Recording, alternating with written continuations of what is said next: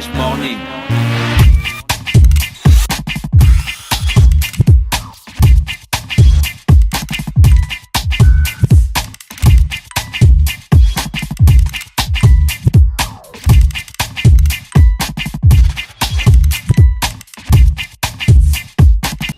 Nous savons tous à quel point une bonne nutrition est importante pour une bonne croissance. Cobel n'est pas seulement, elle est enrichie de 28 vitamines. Il est aussi renforcé par 5 vitamines très importantes que nous appelons Vitarich. La vitamine A est de bon développement de la vue. La vitamine C nous aide à combattre les infections. La vitamine D et le calcium renforcent les os et les dents. La vitamine E protège notre organisme. Et la vitamine K est importante pour notre bien-être. Pour une meilleure santé et plus de vitalité, Cobel Vitarich permet d'être toujours le plus rapide. On n'a pas le même physique et le même feeling, on n'a même pas le même design. Oh non, c'est une question de feeling. Manier et manioler au chien au mini-mani, cette manifestation n'est pas mon ennemi. Mon ami. Salut la famille, c'est Steve. Salut à tous, c'est là que je vous donne rendez-vous Le 17 mars 2018 à l'Institut français pour le live by Urbal 100% la fuente, évidemment, incontestablement, on ensemble. Le réveil matinal le plus haut de la capitale sur la radio. C'est reparti sur les 104.5 Urban FM, la station urbaine dans l'Uda Fresh Morning. Le réveil matinal le plus haut de la capitale sur la radio, la plus haute de la capitale. Ce matin, nous allons parler du calendrier électoral et des critères, des conditions d'éligibilité de la FEGAFOOT. On est donc dans le studio Monsieur Joumas Ulrich et Monsieur Mvonefoy qui sont avec nous. Joumas Ulrich et Monsieur Mvonefoy. Monsieur Joumas, bonjour. Bonjour. Merci d'avoir accepté notre invitation. Merci à vous. Monsieur Foy, bonjour. Bonjour. Merci d'avoir accepté notre invitation. Alors les gars, on parle de la FEGAFOOT ce matin. Tout à fait. Qu'est-ce qui se passe là-bas? Au niveau de la FEGAFOOT, nous avons une élection. D'accord.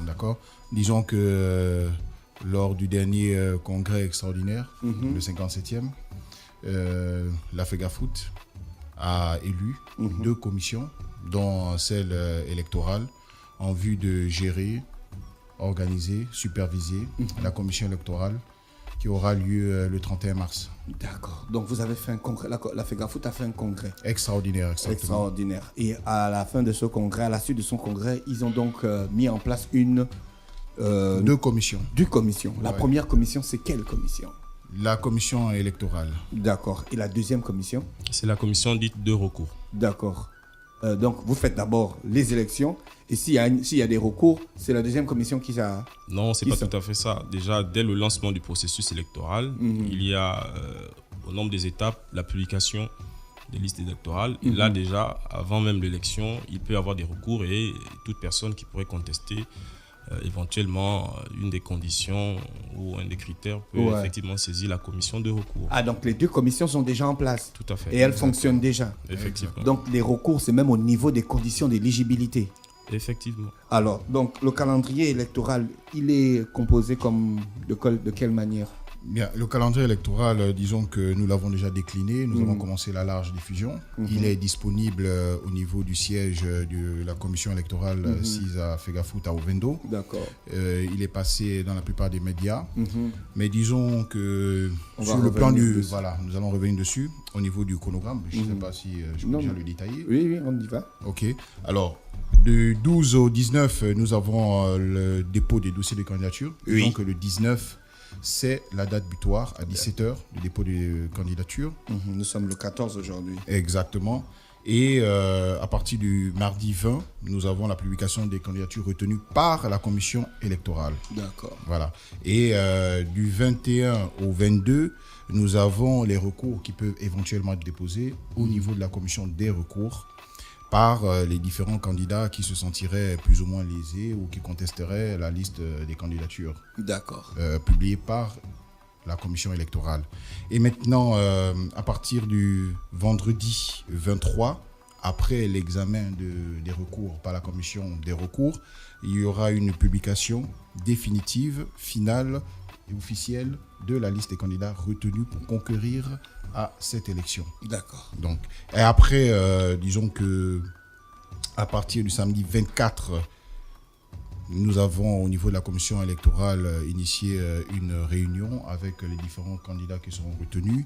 Et dans la soirée, c'est l'ouverture à minuit officielle de la campagne électorale. D'accord. Voilà. Et le vendredi 30 à minuit, clôture officielle de la campagne électorale pour nous acheminer tranquillement le samedi 31 mars à 10h à Lambaréné pour l'Assemblée générale élective. D'accord. Donc c'est à Lambaréné que vous allez décider qui va désormais gérer le football gabonais. Bon, pas nous, hein, c'est pas nous qui allons décider. Non, je dis les commissions. Exactement. L'organisation. Exactement. Monsieur Effoua, est-ce que les conditions d'éligibilité sont déjà disponibles pour tous les candidats? Bon, effectivement, je précise tout d'abord que ce calendrier-là a donné lieu à un réaménagement. En fait, initialement, le secrétaire général avait effectivement communiqué un calendrier qui, simplement, dès l'installation de la commission, qui a compétence pour effectivement établir ce calendrier, nous avons dû aménager ce calendrier ainsi que il vient d'être lu par monsieur le commissaire Joumas à l'instant. Oui. Et donc, c'est ce réaménagement qui a conduit la commission à prendre en compte à la fois les critères et les conditions d'éligibilité qui sont prévus dans le statut de la Fédération gabonaise de football et dans le code électoral. D'accord. Donc, à ce sujet, pour large diffusion au collège électoral et aux éventuels candidats, nous tenons vraiment à rappeler que la commission électorale va tenir compte à la fois des critères du code électoral et des statuts de la FEGAFOOT. Est-ce que ces statuts-là sont disponibles pour tout le monde? Effectivement, en tout cas, la FEGAFOOT a déjà un site en ligne. Et puis, ce sont des statuts. Pas encore disponible sur Facebook? Cela va se faire d'ici peu. En tout cas, les candidats sont informés depuis déjà un mois. D'accord. Et les fédérations, les ligues et tous les clubs de football.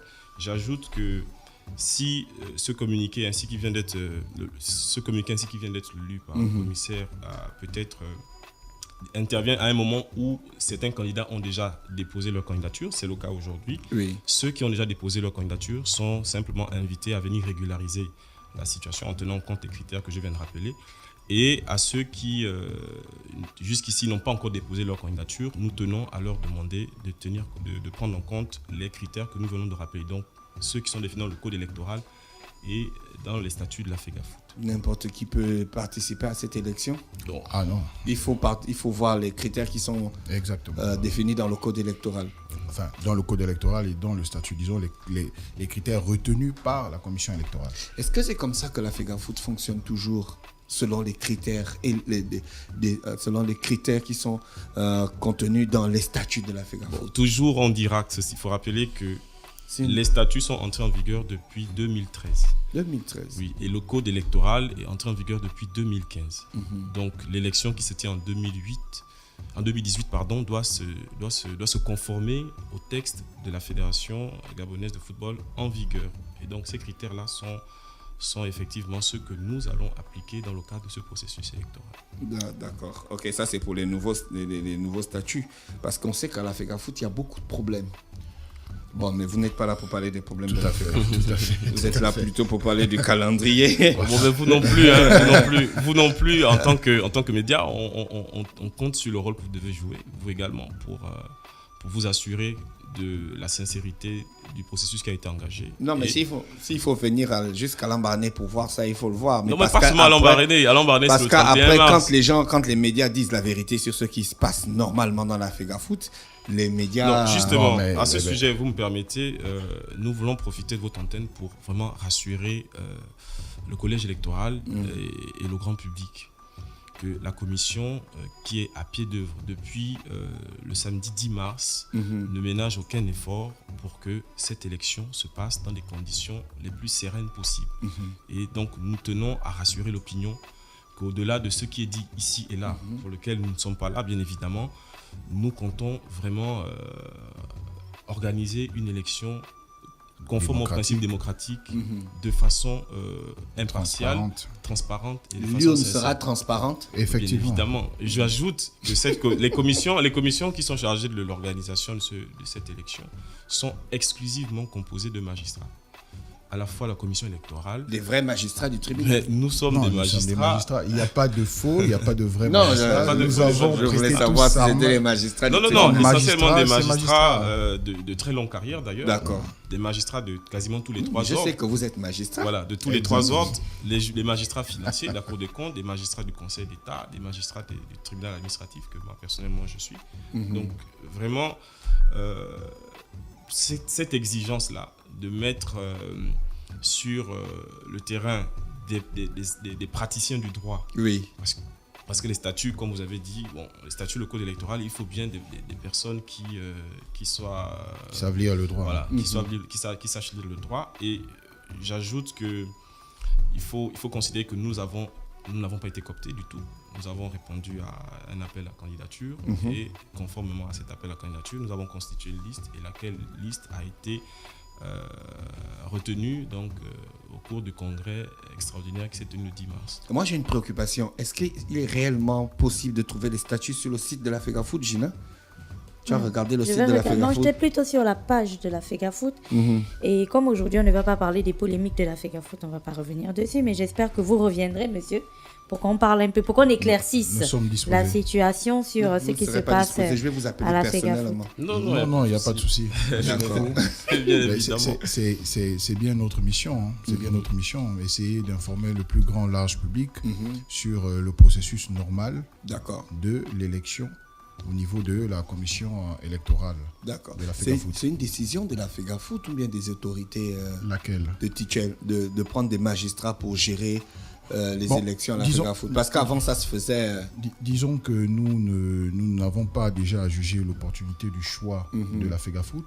Nous constatons juste que nous avons été retenus et en essayant de traduire l'esprit de cette décision, de ce choix, on peut tout de suite lire à travers les lignes qu'il y a une volonté de rendre cette élection la plus non seulement transparente, démocratique, en s'appuyant sur des hommes et femmes de droit, de loi, mais surtout pour que au terme de l'élection, au 31 mars, il y ait un candidat ou du moins un comité exécutif choisi qui soit le plus accepté possible par tous. D'accord. Voilà.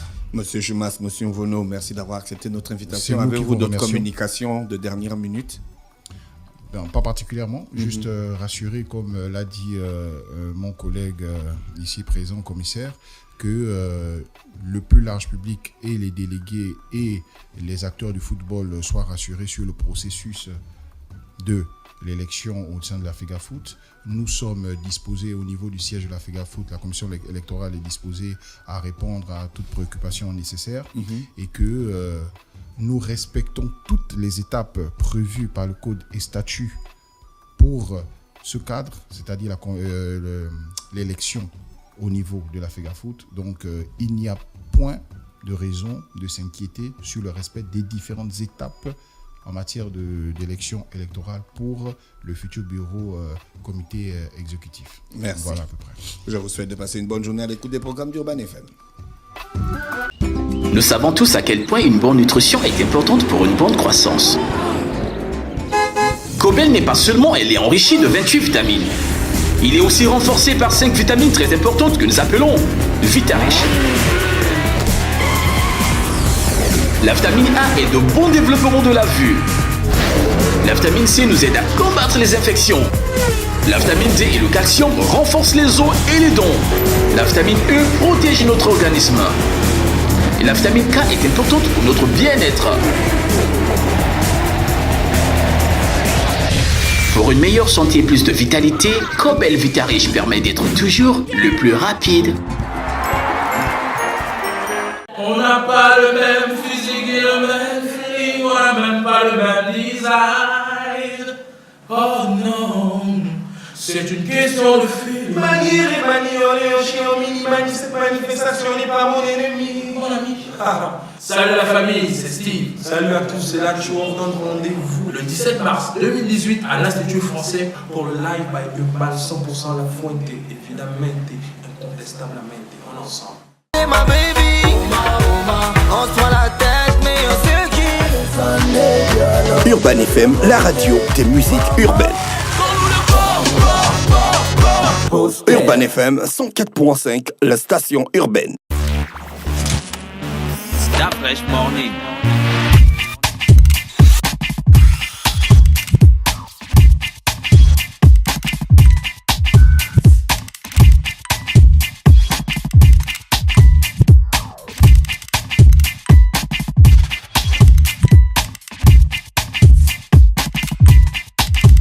urbanfm.fm